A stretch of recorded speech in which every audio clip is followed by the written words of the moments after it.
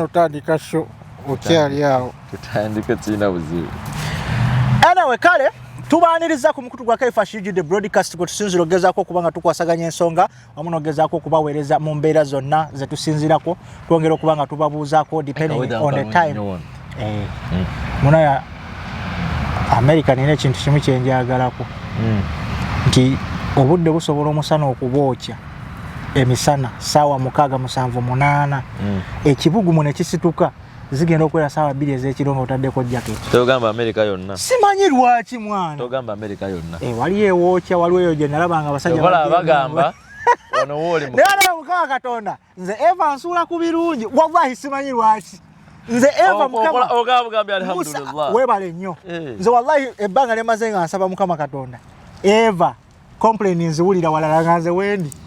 Masavu. Katika nkubuli. Wano tewagwa muzira. Abantu bambuza olimba toli mu America muli mu winter season ng'omuzira tetugulaba. Katika nkubuli. Ningalaba bano. Nze mbadde wano emyaka egisukka mu 10. Tewagwa muzira. Simanyi mu. Sibeeranga kaawo n'enzukka ng'omuzira gwagudde. Omuzira emanja njagala okugulaba. Nina ovuga essaawa 3 ne ngende Reno. Ettako. Taho ya. Nga ngwagala okugulaba. Naliyo last season. Naye mbasagadde okugulaba. Nevada. Kati na muganda wange. I will not mention the name. Moleke. Twajira mu period em. Najja katika tugamenze leero. Ne waita ndowooza nga wiki 2. Wiki 2. Naye najja. Nasoma. Okay. Otegera. Naye ye ne guno gwaka. Talaba nko kumuzira. Ngoma yiro kinali ngwagala. Mama yali andi bubi. Eyo muzira tulira gubali bubi. Balowooza omuzira gunyuma. Era na kugenda muna kwekasha na kwana ka video nenguyola nenkukwera nga mama. Omuzira gunyuma boy. Gunyuma ogulabako sawa 2 ng'okimanyi waliwo gyogenda okudda nga teguli. Kati experience je nagwine yali bweti. Nateekamu amagato gange nenfuluma wabweru. Nga siwulira bunnyogovu. Bro we nadda n'entula mu mmotoka.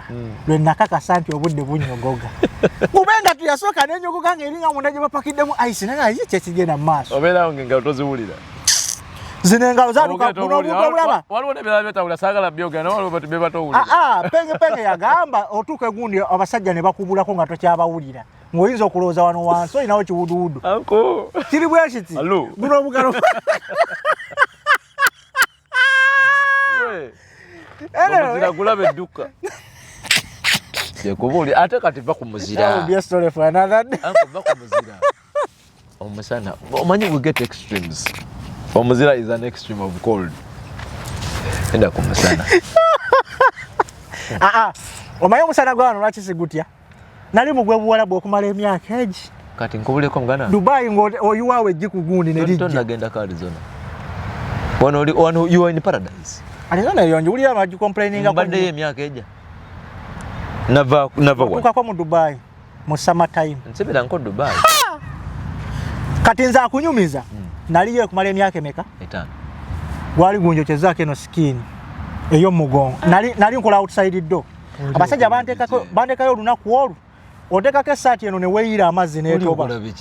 Nali outside nali nkola kwali kutoba nali nkola ku port naye nga nkola wabweru.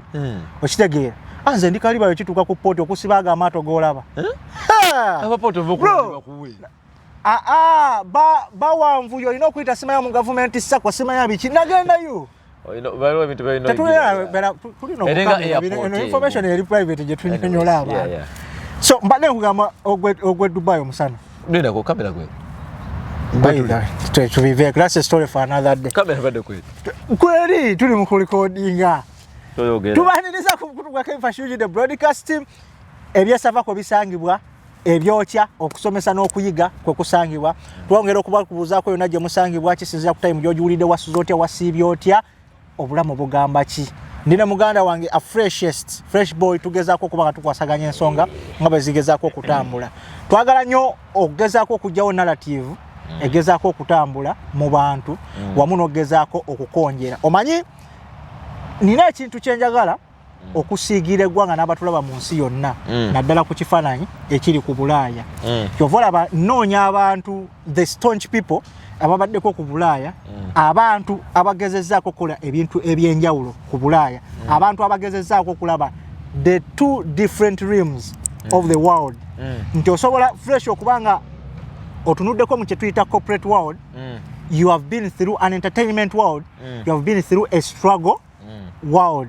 So mu nsonga eyo lwaki ngezaako kigamba bwe ntyo nti kitegeeza you got different like experiences and dimensions zogezezaako okuba ng'oyitamu ezikufudde kikyoli olunaku olwaleero okitegeera.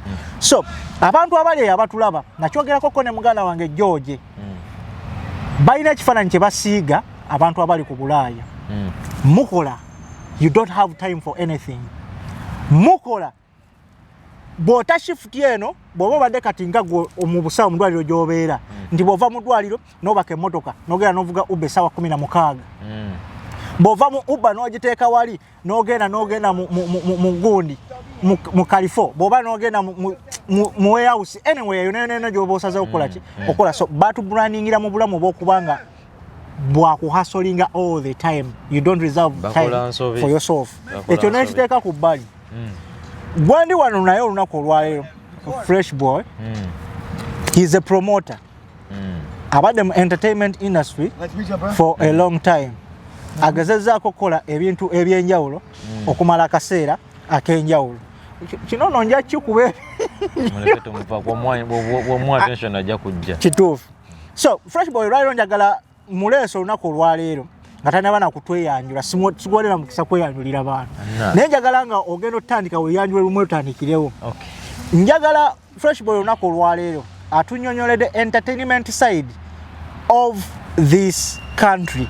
Mujje mugamba Bannayuganda gye batafuna budde olw'okuba nti bakina kini titwajja ku kyeyo naye tebakimanyi nti abantu abasinga wano waafuuka waka.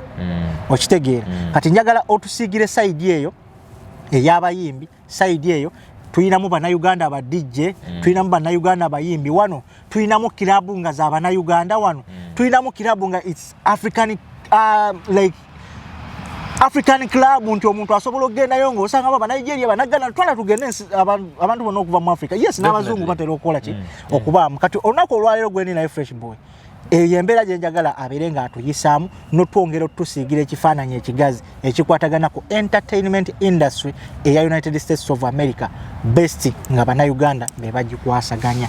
Kuba nawuliddeko mu lugambo ngo naye yali aleeta abayimbi. I'm not so sure mbu in quotes mbu agenda tuwulira ku bikonge by'abayimbi ayinza tugamba naleeta biswanka nenyera mwoki oluyiku setiwa ataina na passport na my brother njagala tutandikirawo naye nga nsanyusa okulaba ani yanziza nnyo omukisa guno esebo wompadde okujja njogereko yino ne bakyali bange bakino Bannayuganda baliyo mwenna abatulaba mbabuuzaako kyekiriwo bagwan I'm fresh at the first month of the tap adam na channel one system to the world.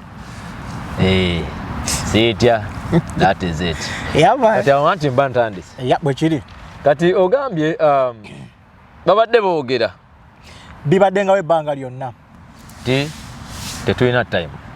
Esanyukamu. Kyovola nti ne bwe muba muleesa abayimbi wano ogenda kwekanga mulimu abantu basatu mu kirabo bw'oli adduka kusanga kugoba shift.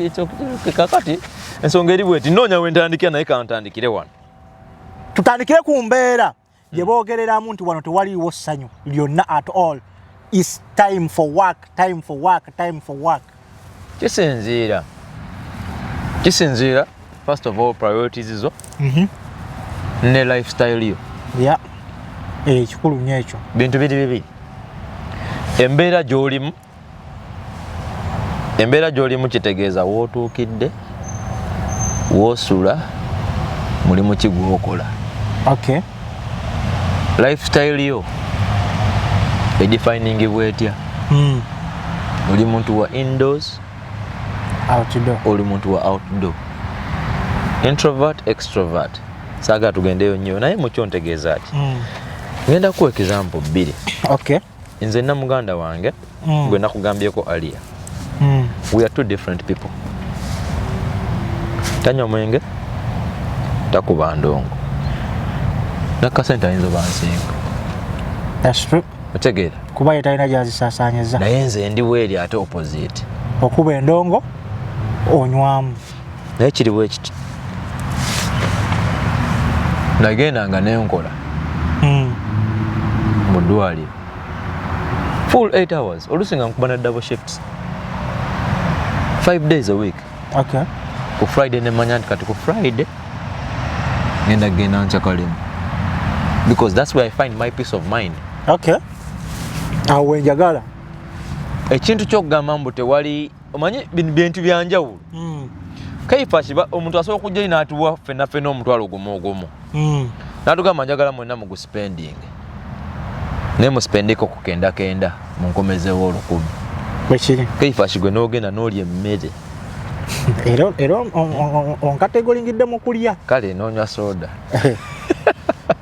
obula bannaye kale n'ogula engoye n'ogula engoye za kenda naye ate si zonna kale n'omenyamenyamu n'ogulako ku ngoye n'otwalako baby out. Mukazi wange sirina bibbebi nina omu. Kale oyo omu kiki bagenda nina omu baby mama wa mutabani wange yeka ensi n'ensi ekimanyi osimukweka awulidde. Kati nange nengenda mu bbaala ne bagamba sayini mugiteeko adi freshest nejjange eriko obwaka bajanga ameno kayimba batya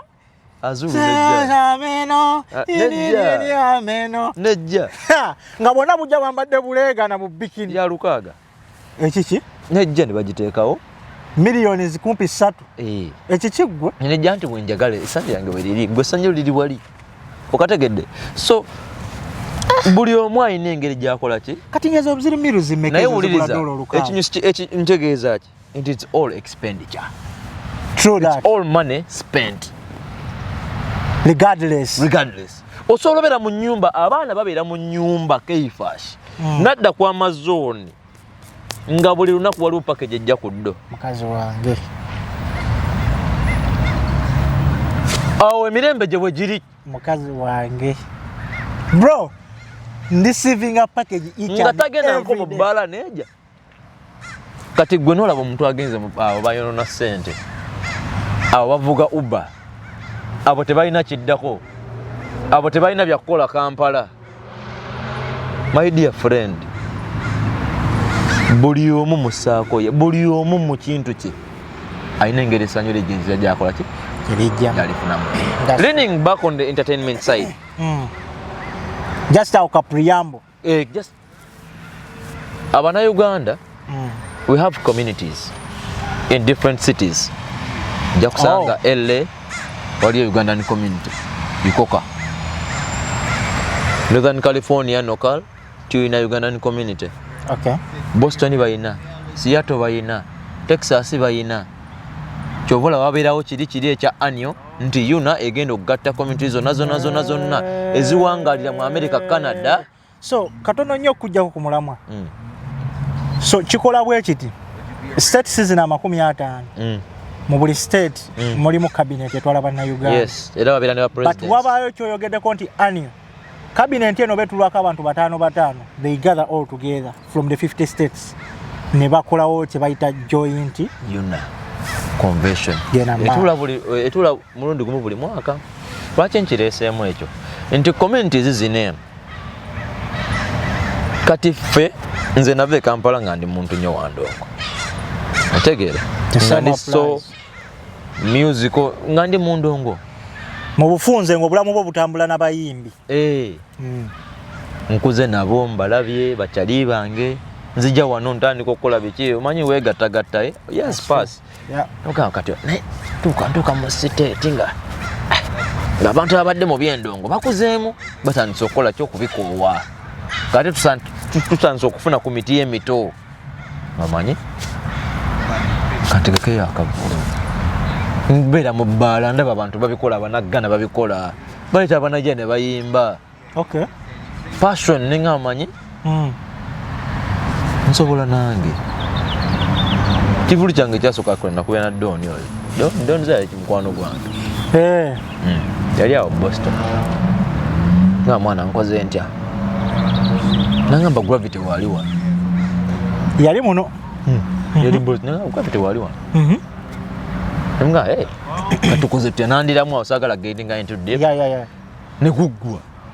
So bwe Doni weyogera naye na connectinga ku mukulu gwe noyogera ne mutujju ne mu discussinga flat zammwe twogera flat zaffe najja No, kati away from that nagamba ekifo nga bwengenda omuteekawo ebiseera ebyo saagala biwako big up gravity ebiseera ebyo imba kale tezaali nyingi katono nnyo nga tonagenda wala awo wenyini okubidde gravity omutujju ali mu USA mukkiriziganyizza kyonna kye mwakkiriziganya kiri waliwo period yenkana kyawo okubanga agenda kujja performing bro kubanga kintu kyetwogerako ekya entertainment it goes with the promotion you understand abantu ogenda bagwako bugyo bagambe banange this week I have gravity omutujju buli muntu aba ne program ye throughout the week so togenda kubira Kaifash ngambe nti Kaifash ni nyamu ne bwemba kyaliwo nga nina program gye nakoledda ngenda kuwa bro ongambye ki leti ate abantu balina omumanya kyenjagala just otusiigireko nti wayina period yenkana kyokubanga gravity omaze omukonvinsinga naawe wayisawo bbanga lyenkana ki era wali successful kyaliwo ekiti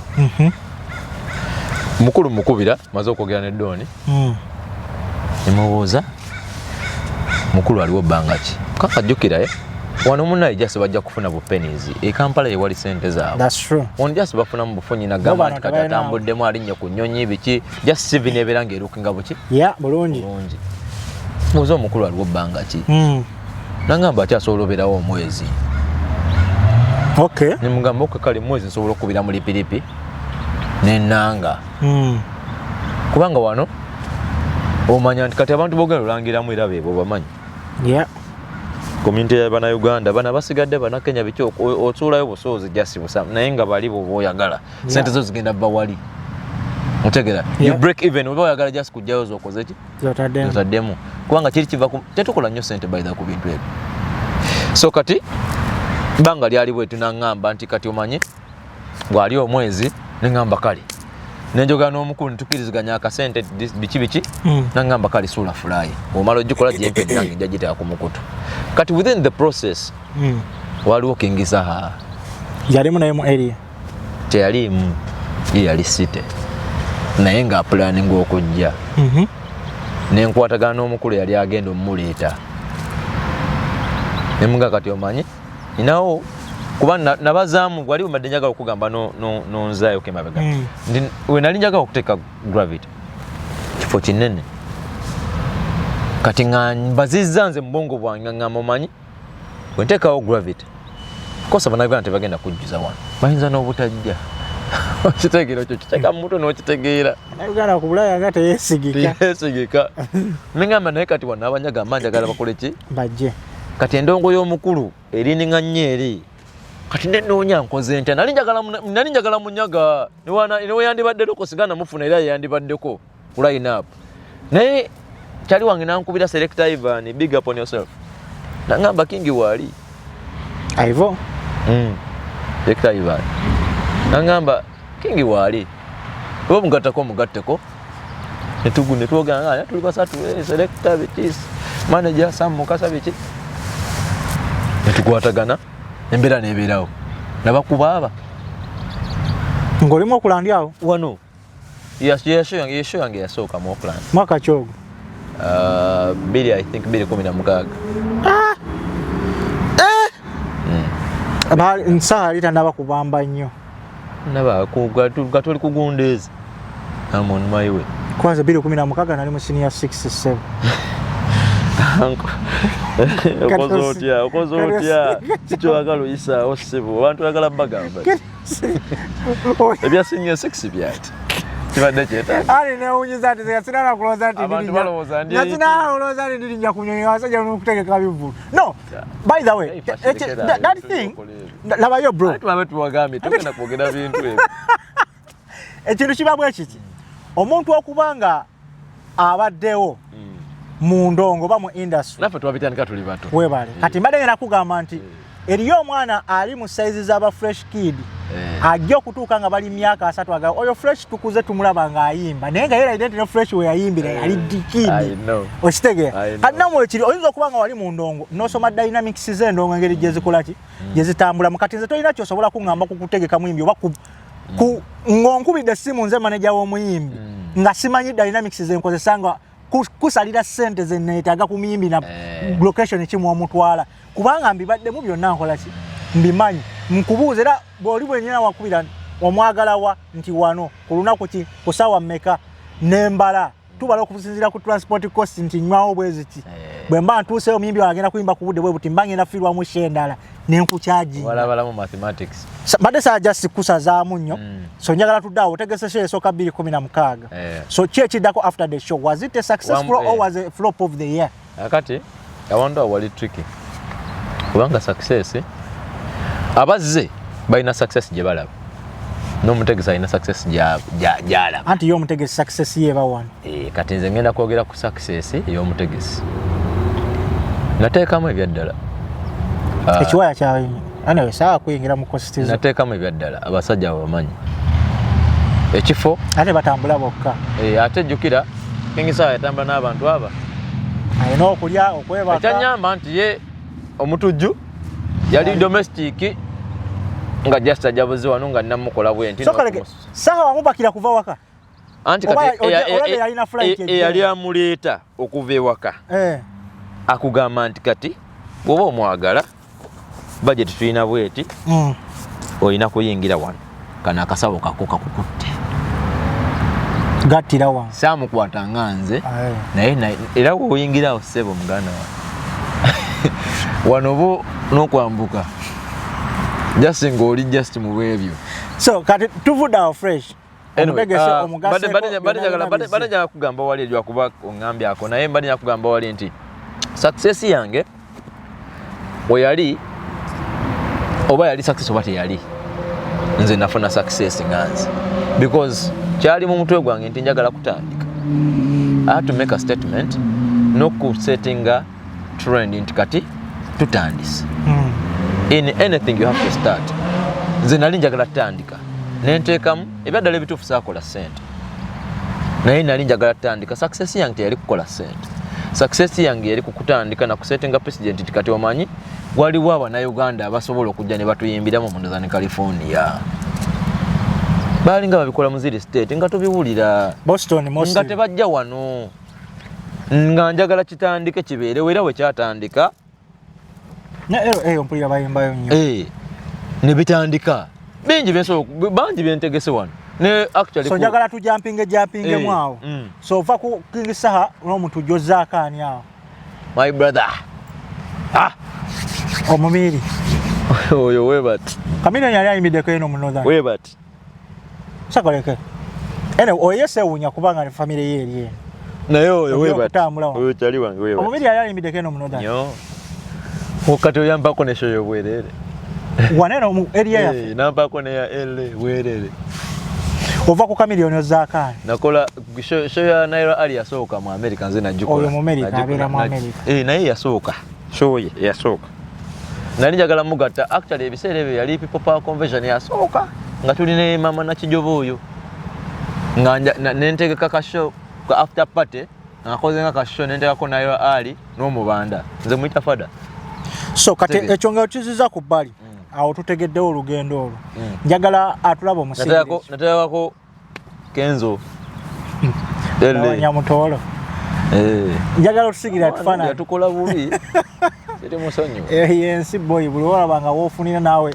naye kyogamba musabba asobola okuteekako kibiliyoni n'osigala kyekimuggwe fresh nga bwe nkumanyi osobola osigala eno mu bantu ng'ozibirizaako people power anti nze ngendera ku kiri omukulembeze waffe kyatugamba ozirya n'osigala ku mulamwa sente zaffe batuwa ku zaffe fresh nakugambye wali eri nti abasajja bajja wano mu convention ya yuna abbala mu baani akasente nze nakali so njagala ali eyo atulaba oyongere omusigira ekifaananyi mu entertainment industry yammwe wano kiba kitya over the weekend how is the attendance do we have DJs that are coming from Uganda kale nga bayinza okuba nga BanaUganda naye nga bali best wano how far gye tutambula n'okuba music waffe mu kirabu nga abamuziki waffe w'Abanauganda njagala tusigira ekifaananyi ekyo eri abatulaba bagamba nti wano maybe kati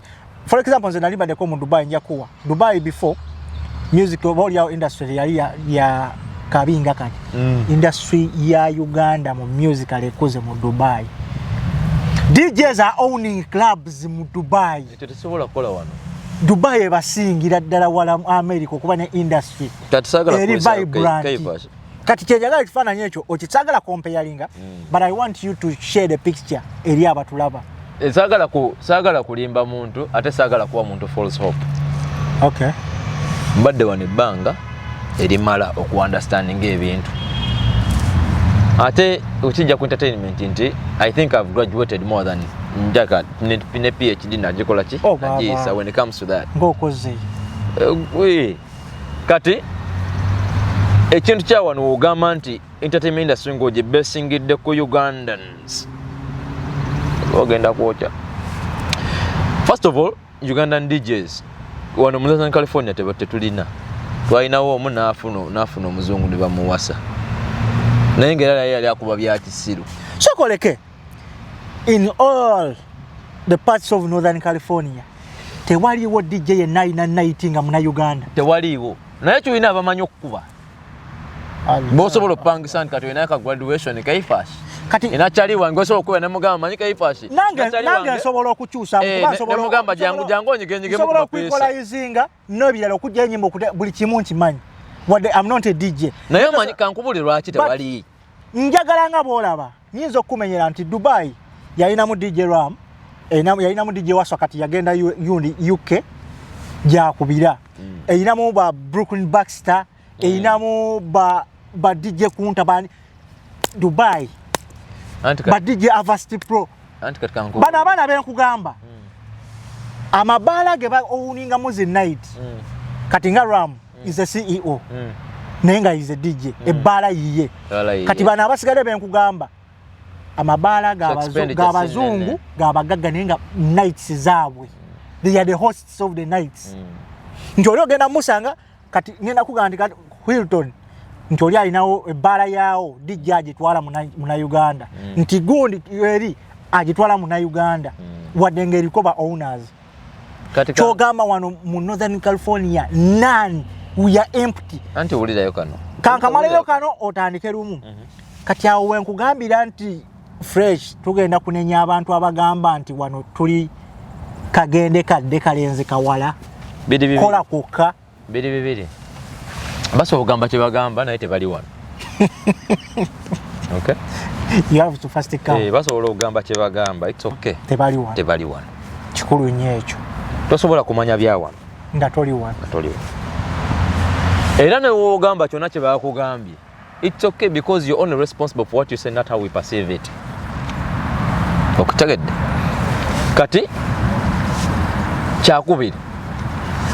Wano nakirizaako okukolako night. Monthly night. Najikopa ku musajja bamuyita John Megadi. Saa zino kati Dr. Bega up on yourself, brother. Otegera. Yali akola Kampala night. Mwe najira mu America yali akola Kampala night LA. Ngera ya amaanyi ngeberawo buli mwezi at the end of the month. Nengamba naye kintu John Megadi kyakola eri.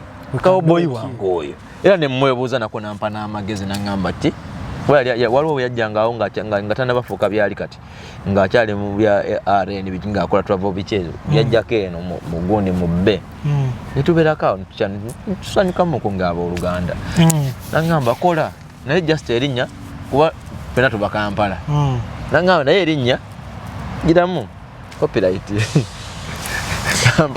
wali agala kustinga naye akola Kampala night naye ng'eri wano nga njagala giyita Kampala night naye ng'eri wano mu Northern California eri yali Kampala night ele nangamba atokozesa ekyo kati mu bujagujagu bange nenkola erinnya bagita Bantu Afro night ng'Afrika bonna East Africa bakongo nga njagala nenjituma Bantu Afro night era nekola netujikuba nenjikuba mwezi ku mwezi naye Abanauganda nga tebajja ate abajja fresh anyingire ate nga nawe weetaaga namba kati gwe support ye eri wangu kugenda kujja ku byabwerere ate mugamba support Uganda support ate kati gwe support ate gwe kujja ku mulyanga ate onkubire simu nti fresh ndi wano kati gwogenda ku supporting ota nga abanyaga be supporting nga ne bajja ne bazina endongo yaffe naye nga mu mwekyo kye ngamba nga nkola bantu afro night eyo naye nga DJ nfuna bana Kenya nenfuna omunyaga gwempangisa nga tewali mu Uganda nze nakozako DJ omusirali yonna nentandika omukusharing ya Uganda ni music ngata mumanyi tamulira ngana naye nga njagala abana Uganda bajja otegera bawulireko feel eri otegera iye Kampala ne muwa mix za Kami ne muwa mix za Bobby ne muwa mix za ani otegera aziwulize ranga mute namga kati ndo kankubulika kyekisiru zino sosola ko DJ manfi nenga ekimusasuza kuwuliza music waffe atamukube bulungi ku night eyo at the end of the month nenga at the end of the month ku night eyo kuliko ne bill wendala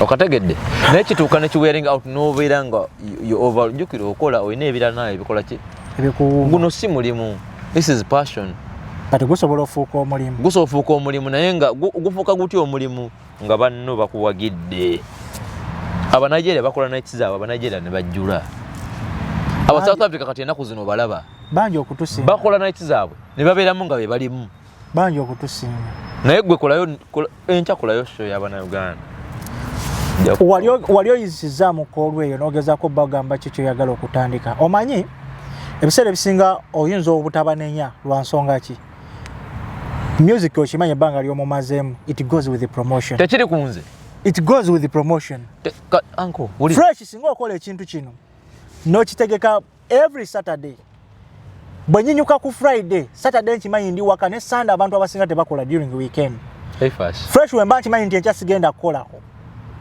kyekisobola okunkugira okujja mu ndonge at night olaba nga oyogera woti kaifash abana Uganda bakakasa kyogamba abana Uganda bali bankweho omwanda we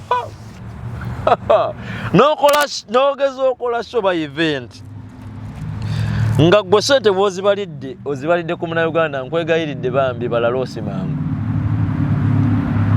aboku diaspora kino nkyogera ni muna Uganda sitya n'omuna Uganda omulala ali mu state ndala ajja kunjulira ng'ali mu bintu by'endongo okola endongo out of passion nga tobaze profit kyova olaba waliyo olaba ne convention enamba ebeerayo annually abantu banabulwanyi nabo okugula tiketi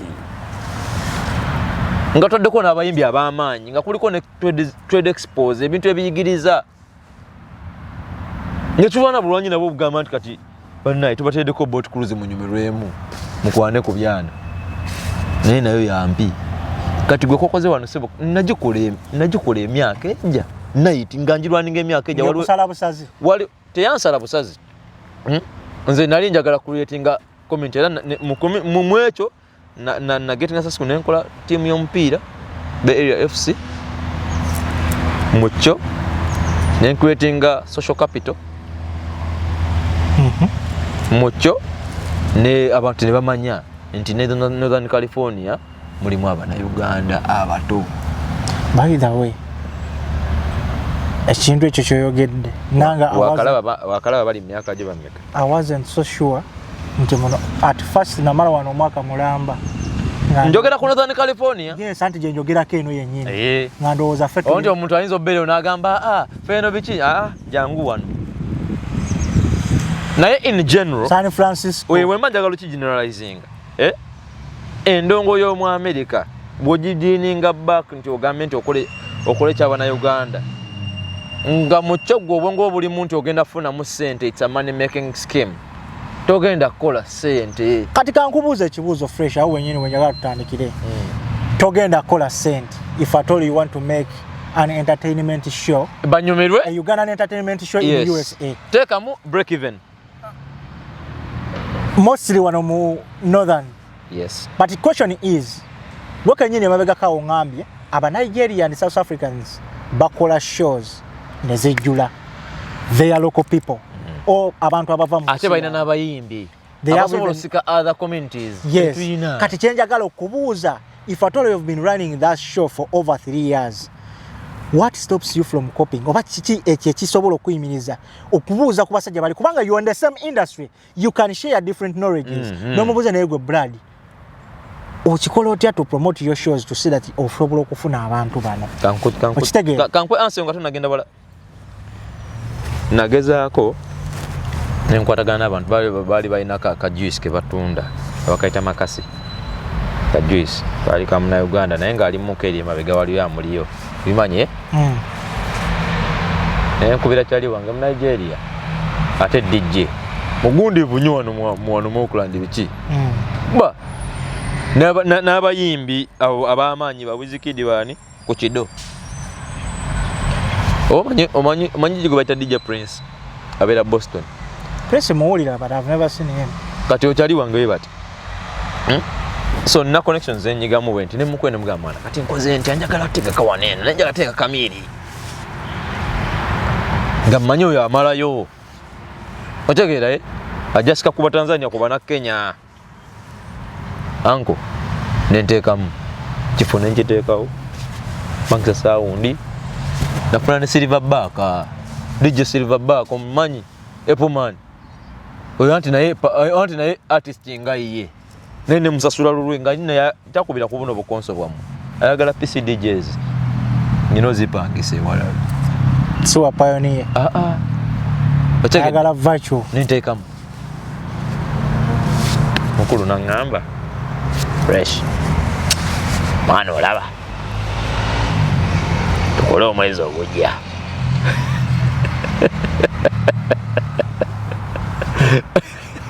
Gannaze leka ngamba kaniga ko mwana big up on yourself doctor hey wewe chokola mwezi ogujja mwana sijasobola mutima agenda kubulira ebiddako Chameleone yagamba Allah nawulira nga nyinyogoza oba kibumba kyali kimulungi watanakatana wala kibumba nawe ebino byadda 2018 na mwenda Mpulanga nyinyogoza ntandemu kasente kajeri lwaliro mpecheke waliwo DJ gwentera okulaba nga alanga nasi nibaka yajja nakuba sho natukuba endongo yekka otegera abantu ne bajja neze nali nina kyenjagala oyisaawo nti mfunye gundi eyo icon eze Abanakenya bajja kujja era Abanakenya bajja ne bamanja kamiri nenkwata bu video nenga mukulu njabo musindikira nga abantu bamanja anti yakuba cross kitegeeza oba okutaawo era wena otwegwako ne mugamba kitegeeza oba okutta abantu okuva mu nsi 3 sinakindi nnya n'omukongo oba omutwaliddemu kubanga nabo boogera Oluswayiri Tanzania oba ogiwambye Sudan Dr. Mubi yakambuza ekibuuzo ngolowooza bw'otunulira industry nga bwetambula industry z'ensi endala ngambe za Africa. I don't want to talk about this country kuba bo bakimala. I'm talking about ensi zaffe. Ngolowooza kyanjawulo ky'omu Nigeria kyayina nti otunulira Davido, otunulira Wizkid, otunulira Burna Boy. Nkugamba abayimbi nga balina over $1 million deals ze bakutula mu ggwanga lino ne batimba Davido ng'agenda kuba tuwa okwetolola Amerika yonna naye ng'ebisaawe bifa bufi. Tewemenya kankubulya ekintu kimu BanaUganda onasonyiwa ono omuyimbi omuleetamu Lutalo bwe yagezezaako kukyusamu otikoze maze n'okikola siseka David Lutalo kintu kyakola ngamba okweyubula David Roots Government Roots ensi yavumye copycat. Anyway, mbali nyakugamba wali on a serious note though. Dabayo on a serious note though omanyi baki aba Nigeria batukira Ngova mbintu ebinkuwuliza David muleke okuba wachiche mwa simu kwa muleke utalo. Anyway, tugere maaso. Muleke utalo. Obada shanyega lwaki omu Nigeria atukinako. Aba Nigeria walaba. First of all, you have to understand. They have over 230 million. Yeah. Kati already bayina local market, it is very strong. Away from that, aba Nigeria soko bene kyo luzungu nyimba nyingi zomanyi zo najanga tomanje kigeza ekitufu ngate hiti kenji keke aba Nigeria babe wabwe ne bajja ne bayingira UK nti omu Nigeria agateeka ekivolo mu UK ngowede waliwo emitwalo ebiri gy'aba Nigeria ba immigrant Dubai oba ite kyaba wana visa wano bali wano bangi genda Dallas wali eri okola just a local event no government kati justing ndese mu Nigeria DJ ne bakajuza tulina Davido si Davido tulina official DJ from Nigeria ne bajuza ngo nzo gamba luwo muyimbi olaba ba DJ be wafe bakuba enyimba zaabwe zifi kati omu Nigeria omuyimbi agenda tolu yimba olake bagamba nti oyino soka no sensereka emiliyoni at least 10 ewaka nawe n'abayimbi baffe streaming oluyimba ewaka n'abayimbi baffe benyini wabalema okusensera kati mulina miliyoni ana mutta ata kuliko abaana abasiri kuliko abaana abato bajenese emiliyoni anga second kati waliwo abefuula bali serious nenga tebali miliyoni 5 bali campus tebalina bye bakola abakadde miliyoni eza tebamanyi kigiri ku nsi abalalu olimba lunayita wodi lukuwoli alina miliyoni 10 just from scratch ochegera so kati awo tukyayina ekiseera kinene nzira ndaba nnyo abantu abagamba mbu simanya be compare music industry ya Uganda but comparing a smart ya West Africa you're doing something impossible kwegamba nawe banagamba mu bakulakulanya industry mukole kyammwe mubisane n'abakongo bemusobola n'abatanzania bali abaisoofe batamanyi kuyimba Sudan mubeere nabo abagundi aba Nigeria mubaleke n'aba South Africa mubaleke bali bamanyi okwewagira nti omunageria agenda beera mu motoka nga akuba Nigeria music nange nyingire yange nteyeko Nigeria boy sente zirandyetebye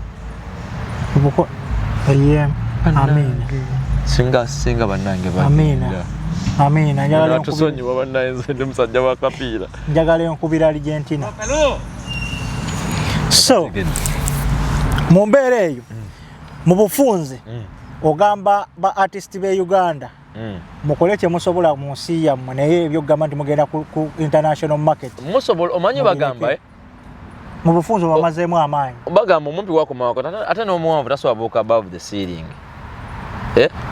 kapya nti gwekola within your capacity maximize your full potential weyimba nze njagala nnyo okuyingisaho oyo essaawa zino olaba nti mwagamba nti radio yali ayimba big up on yourself legend naye kati yavaawo naye radio oyo njagala ombulira ebivulu bimeka 2 oba 3 byeyayimba ng'ali ku lukoba bwe yasembayo okuyimba amaloboozi gaafa ne bava ne ku stage nga tebamazeeyo nyimba naye live akasajja kaali k'amaanyi ni radio yali ayimba naye ng'alina waatuuka n'akola ki yali akuba live kengisaho ono omulaba nkyekugamba saagala kuyiwako oli mazzi naye nakinjagala okupaintingira but nze saha I think ndowooza mu bayimbi abasajja saawa zino ye muyimbi gwensinga okwagala naye saha okuyimba yakufuula emboozi nedda wulira mbadde nkyajagala okupaintingira sooka oveeyo eri kyenjagala okupaintingira nti is omuyimbi exercise like your full potential nebubeera competition yo King Saha kati yekompitinga mu kuyimba nti yemazeeyo kati alwana naye mu kuyimba kwe ngamba bambine byayogera mbu ate kasolo ate biki otegedde ye kasolo muje tumumanyi yaman otegedde yatulumeza emba za gundi naye mwana mu kuyimba akasajja kayimba ate kamanya nti kati eno limiti yange kati kanje kube otegedde tetunafunayo muyimbi mulala ngojjeko oli twafuna mukama n'atuyamba n'atuwa kingi otegedde so kati kyengamba bannayuganda abayimbi weyimba toyimba ko just byakuyimba mu kufuna muko sente eri kashoba kuwaddeyo kati boyimba nawe owulire nga nawe boyiye ugamba kati ndabika ntuse ku peak ku max ebigambo bimbuze n'okumbula like maximize your whole talent n'otuuka ku upper limit w'olyaki oweddeyo we challenging to the fullest.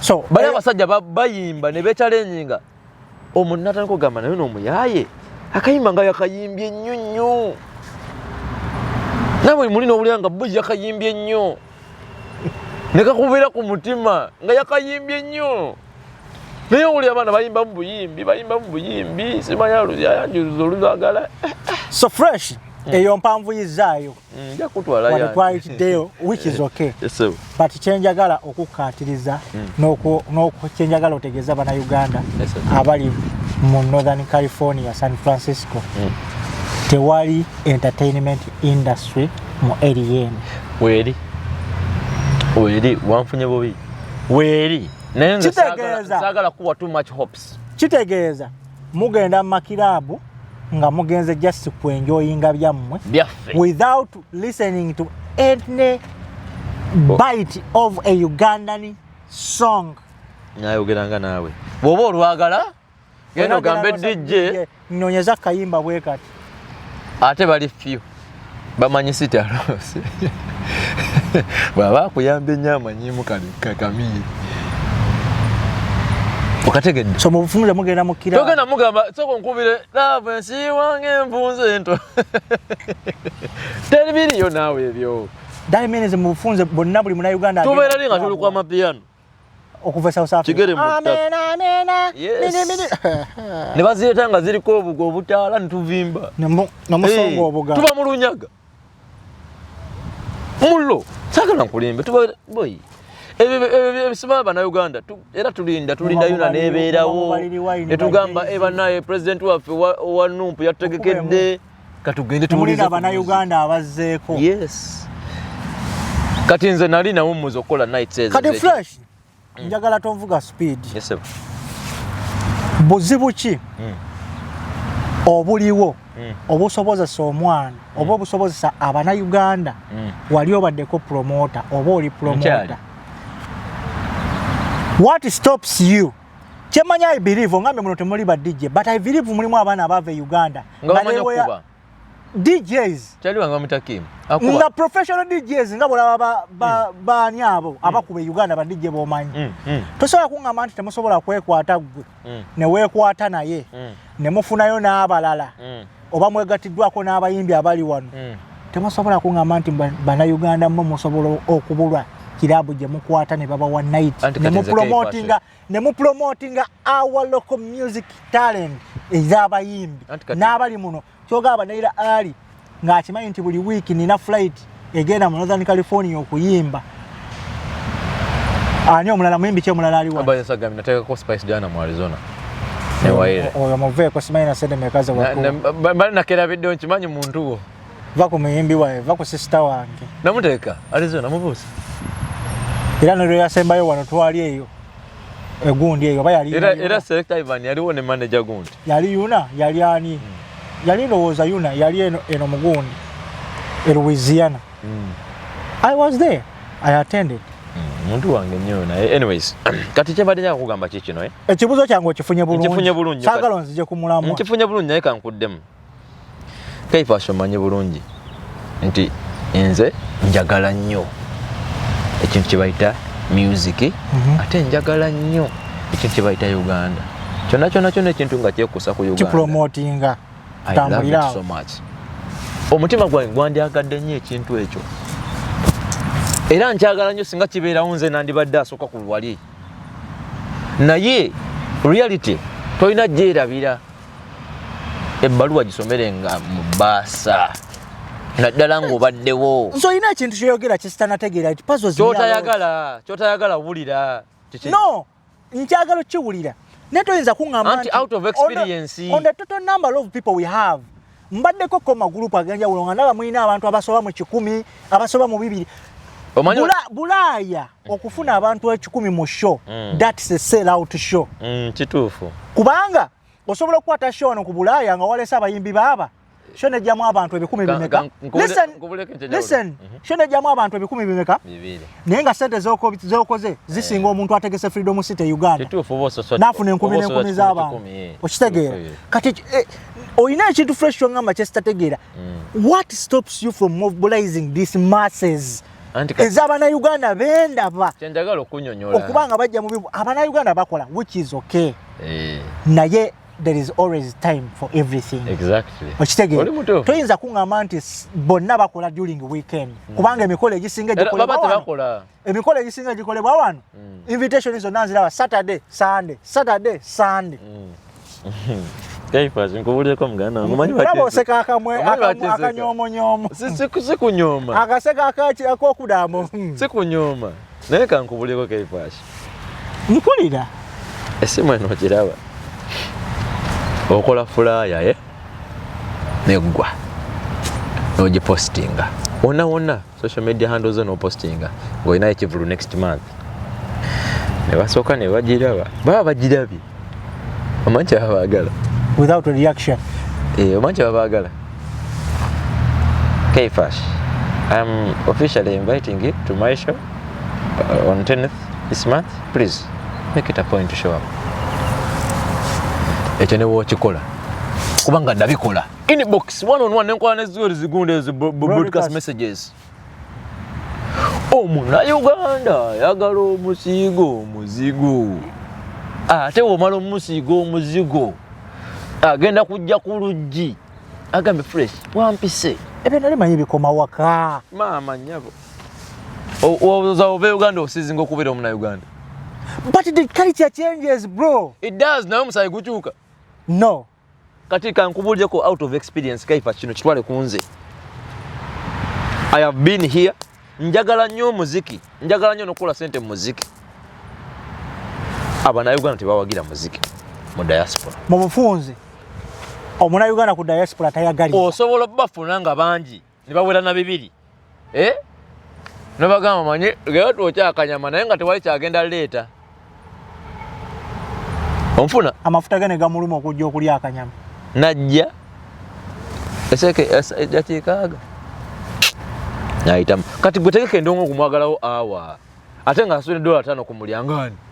Naye atagata nasobola asola linagenda nalaba alakeri. Wabayita ku kisaawe nga tuzannya omupiira. Eyo toto namba yokka yali ku kisaawe. Omayisade zoba okozaawo ku $5. Ayino naye olaba abantu bali naye different scenario. Abantu anti jagadde ku example. If at all they can attend a soccer game. Kale omuntu ali ayinza okulaba nga it is also a soccer, I think it also falls into entertainment, right? It does. If at all someone can attend a soccer game, what about a music game? Nga nkuletedde n'omuyimbi gw'obadde oludde okulaba nga you're going to listen to the music you have been not listening to for a long time. Nabikola. Maybe kale kiraka waliwo paradigm shift okitegeera n'ogamba nti kati kale wayinza waliwo abantu abalala abazze abalina energy eyo okitegeera Yeah. Tusobola okudda mu kizuukusa whatever it is, but guess what, out of experience omuntu ali ayinza ogamba walika just oli negative oba waliwo past trauma oba this and this Yasivula okusala ebyasooka. Biki ebyo naye waliwo n'ebyakola. Okay. Kiki? Naye tewali buzibu genda maaso. Nyonyola eggwanga ebivulu byakola. Waliwo n'ebitaakola. Oyagalawo nnyo. Uncle, lekera ebintu ebyo. Naye anyways katubulira abantu ebintu. Akubangamu no abitegeka sinaba kuloza nti nijja mu America nalizenga ne kamera yange nekutula kenkya notegeera but nze wama fresh kano kakukaisewo n'abantu bo obanga olengo oyagala beera promoter mu America nga nange wesibe ebbiri n'akasenteko kabeerewo ate njagala obeere nga tonyiganyiga nnyo oba bino birimu n'okunyiga ojja kunyigira munno. Ojja kunyigira muganda wo nga wategese ekivulu n'atajja muganda wo nga musula mwenna. Ne gwasula naye nga yaganye. Anti we twawukanira. Ali ku shiputi anti. Nze nkola 16. Fresh. Tukumuli mu maani nandibadde njagadde okujjawo naye sisobodde. Ogenda nyiga?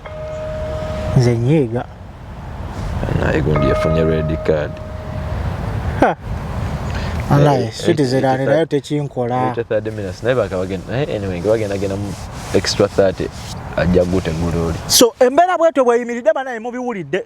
Nazze newananga manyo bagenda tumenyera genda wano waliwo kilabu bweti balamu BanaUganda genda wano wabawo kilabu bweti genda okuba mapiano tukuba zibulanchi wano n'aba South Africa n'aba Nigeria n'aba wano BanaUganda baveeko nze ulusimba nimanyi no badduka ngamba labi so katugenda kwesitula ddi mu bufunze tugende mu Yuna tutwesange mu Yuna na mu Nuupu convention. Lwaki abala nze omanyi nina ekintu ekyo. Nze okujja nga mukintadde muze wene kyali. Ate nina ekintu ekyo. Lwaki oli kyakola nga naye muntu nganze afa nganze alya nganze agende manju nganze lwaki nze kiba kinnema lwaki mba sisobola kikola. Kaifa sikulema. Buli kimu tusobola. Nze kaifa kyensa asobola oteekawo shenja. Nze olaba wamawe naali eyo oba oli DJ oba ali ani ng'oneetaaga okujja okukyalira olaga abantu ekituufu okusinziira ku fresh byayogera wendi. Ekyokubiri ajje ne bwe kuba kyetaagisa kuyisangamu kujja n'ongamba nti Kaifashi yangu ku Friday njagala ojja ofiriminga ebigenda maaso mu kilabu yange obipositinga abantu basobole obbiraba. I will do that for free, don't pay me. Oli ready okufiriminga obutebe? Ayo ojja firiminga abatawo Fresh wajja kuvaayo omuntu agamba oyo byayogera tabimanyi ngende muleete wano at when the other side gy'otayagala ngali wano ngali mu Northern mu California wano njagala omufune basobola okuwa San Francisco mu katabu niyo njagala omufune bw'omufuna wallahi bilaita Allah ebyendongo mbivaamu. So kati Fresh Boy kiri kisiimulawo kiri kye bagamba nti obwongo bwaffe BanaUganda bwazingamira mu kunoonya shift. That's all. Ante jawuleja kugamba mwana. You agree with those people abakyogera? Sinza engeri gy'okireesemu gy'okiphrasenzemu I wouldn't want to phrase it like that. Ozenga obiwulira si bipya. Naye nze njagala kiphrasing bwe nti. Olaba n'ebi UK bagamba ogenda UK n'oyo n'amulaba babeera ku shift ogenda mu America n'amulaba. Ulira zo shift tuzibeerako naye n'okusanyuka tusanyuka. Naye saagala gwe sanyulo oli besinge nti ogenda outside owulire Kamiri ng'ayimba owulire Kenzo ng'ayimba bebe baani. No. Essanyu lyo abamu bagenda ne bahikinga kale katugambe ku ndongo night club musically ogenda kuwulira music mulala ebintu by'okuteeka music wa Uganda mu butendo gwogenda owulira bijjeemu mangu nnyo ojja biwulira ng'omunauganda yategese nga yategese ate nga kiri announced like 2 months or something oba ku Yuna oba ku Nuupu convention oba ng'omuntu ategeseyo ka night katwala ng'ekiri elle nti waliwo night ebeerawo Kampala night buli luvannyuma lwa mwezi buli lunzika lwa mwezi every other end of the month nkyabirowooza sibimala ebeerawo kyenagezaako okola nga njiyita Bantu Afro night nenjigezaako neekola emyezi 6 akategwawiranko neŋŋamba olaba jjukira ng'ekifo nkipangisa 10,000 kwambuka buli night. Jukira olina okufuna ewaka nga tokyusakyusa abantu tebaagala bakyusakyusa renti oyagamba nze buli night ate kanti okola buli mwezi one night buli mwezi sibula abatulaba fresh. Nze kyenyinza bagamba abali wano diaspora ndala abali mu Northern California tusigale nga tuli ku bendongo yaffe naye nze wenkyaliwo era mind tevangamu eyogamba nti kupromotinga Ugandan music n'ogamba nti twagala okwegatta nga BanaUganda tunyumirwe tumingolinge tusharinga ideas mu ngeri emu oba endala ey'okusanyuka. Nze nandyetaaze nnyo ng'abantu bandaze ekintu ekyo support dani kubanga ebintu ebyo tebiriimu ssente Kaifashi. Ogenda okubakuba mu mwana nga gwe aluzinga otaddemu energy wo time n'akasente ate ng'oluzinze otegera abantu batajjo ofiringa bulala so mwekyo kyovola omupiira gwo gwendiko nnyo otegera tujja kyogerako next time gwendiko ennyo naye nga mbagala nnyo nsigadde ndi at the freshest man tap adami ya chain 1 system to the world sitya that is it anyway oyabadde fresh